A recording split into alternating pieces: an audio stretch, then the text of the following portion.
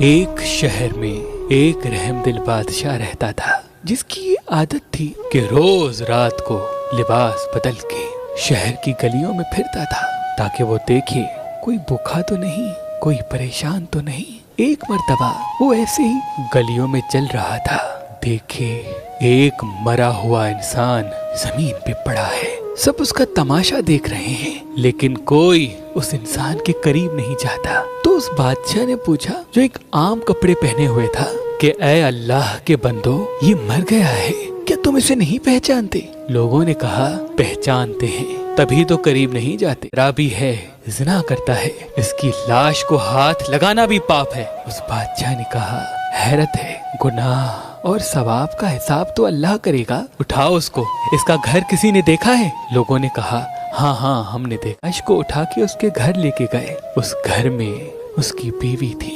اس بیوی نے جیسے ہی اپنے میاں کی لاش دیکھی، زاروں قطار رونے لگی اور رو رو کے کہا، میں نے اپنی پوری زندگی میں ایسا عظیم انسان، ایسا نیک انسان نہیں دیکھا۔ تو اس بادشاہ نے کہا کہ تمہارا میاں نیک تھا؟ شہر والے تو کہہ رہے ہیں کہ وہ زانی اور شرابی تھا۔ تو اس بیوی نے رو کے کہا، میرا میاں صبح سے لے کے شام تک محنت کر کے کماتا تھا، لیکن جب رات ہوتی تھی تو شراب خانے میں جا کر شراب لیتا تھا اور اس شراب کو گندے نالے میں پھینک دیتا تھا اور کہتا تھا کہ میں نے مسلمانوں کے کندھوں سے نوجوانوں کے سر کا گناہ کم کر دیا۔